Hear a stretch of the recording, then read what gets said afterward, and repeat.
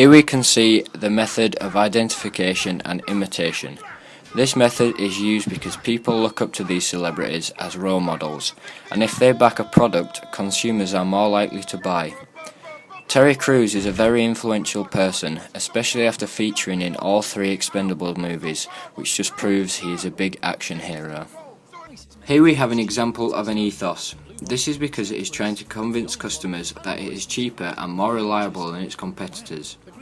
They do this so consumers will choose this supermarket over others, therefore generating more revenue and pushing others out of the market. This scene uses emulation and envy. This is because he is sat on a beach in a hut surrounded by blonde women with a barbecue, therefore signifying he is a very manly character. This makes the audience want to be like them, so they are more likely to buy the products they are advertising. In this scene they use reward as a persuasive device. The camera swaps to a woman waving at one of the characters.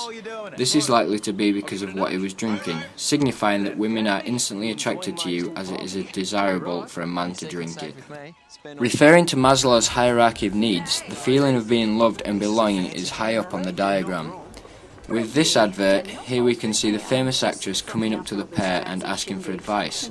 This shows that they have a belonging here, and they fit in very well, giving them a sense of belonging. The part where it goes for a close-up of the bottle of beer and he refers to it as being a smart choice makes the viewer feel that if they drink this, it will give them a sense of belonging in any environment.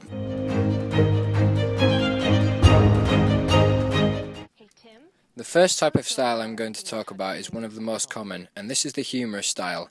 This advert is very humorous. It starts off with a man looking quite upset, so you may feel sorry for him, and it looks like it could be a very serious advert, but then he touches the stapler and it turns into Skittles. You realise it's quite funny and maybe a good thing to have. Then there is a line in the advert. This also adds to the humorous side, and this style engages the viewer, and they're more likely to tell people about the advert, which adds to their promotion. Surreal adverts are adverts in which it doesn't quite make sense and probably wouldn't happen in the real world. A good example of this could be the Compare the Market advert.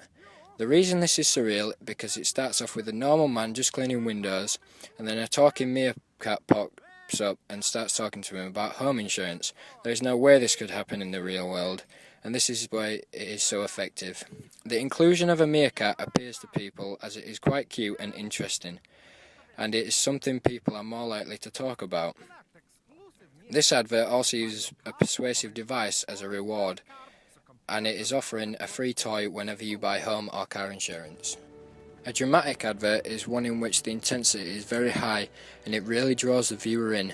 This Red Bull advert is a good example, and it starts off with quite a breathtaking shot. This is also backed up by the background music and the narration.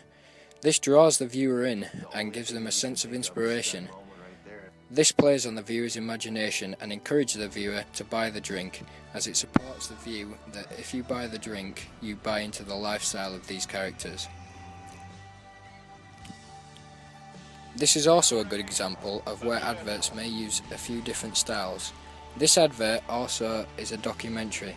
The key points for this being that it's showing what people can do. For example, you have a man riding off a waterfall in a kayak, or a man flying down a cliff in a wingsuit. The two combined makes the viewer buy into the whole image of the product and fulfills the audience's need for adrenaline. A parodic advert is one which takes a previous advert or highlights a certain part of a different company and pokes fun at it. For example, this Specsavers advert, the one on the right, looks very similar to the one on the left, which is a Lynx advert. It is only until the end, which is very different, and this, when it says should have gone to Specsavers, highlights the point that Lynx does not work for everyone. However, if you went to Specsavers and bought their designer glasses, it would work. The talking head style is simple, where it is mid-shots of ordinary people talking to the camera. These are often used in very professional adverts. In this Cadbury's advert, they took a less formal approach and went for more of a humorous approach. This advert is full of mid-shots and close-ups, and they are looking directly into the camera. This gives a sense that is directly to you as if you were sat there. Brand identity helps to define the visions and values of the company. This can be achieved by the logo, sound, catchphrases, as well as colour schemes.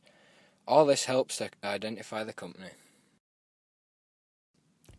The first advert is a Neutrogena one, and instantly you can tell this because of its logo. However, throughout the video it maintains its colour scheme of orange and white. Even the celebrity is wearing an orange t-shirt. Other companies such as Cadbury's do this as well. Here is another example of a colour scheme. This time it is less obvious. If you look closely enough you see traces of red and green, which is their logo colours. First it starts with his socks being red and green, and then you can see the decor at the end with the red cushions and the green plants. This advert also has a catchphrase which they use throughout all their adverts, and this catchphrase usually appears at the end. Put the kettle on. It's such a normal phrase, and whenever you say it you may associate it with this product. A unique selling point is what makes a company stand out from its competitors.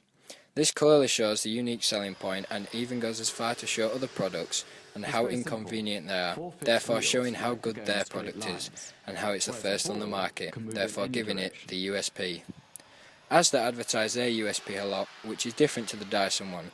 Asda's is that they have low prices and their adverts reflect that with a chart. If a company has a USP, they will usually construct their adverts differently to show this off. ASA are the Advertising Standards Authority, and they are responsible for viewing adverts to make sure they are deemed fit for broadcasting. These adverts must meet a set of criteria and must not contain elements of the banned characteristics. The ASA also deal with complaints, so for example, people may find some adverts upsetting and therefore complain. These will then be reviewed and could be taken off the screens. An example of this could be the Volkswagen advert. This was released in 2008 and was for the launch of their new Golf. This advert received 1,070 complaints and therefore the ASA had to review it. They deemed the advert fit for TV, however it had to be shown after 9 PM as it was deemed unsuitable for children, as they may try to reenact some of the scenes. This falls under the harm and offence category, as it could cause mental, physical and social harm to people under the age of 18, as some children may find the fact of the man fighting himself disturbing.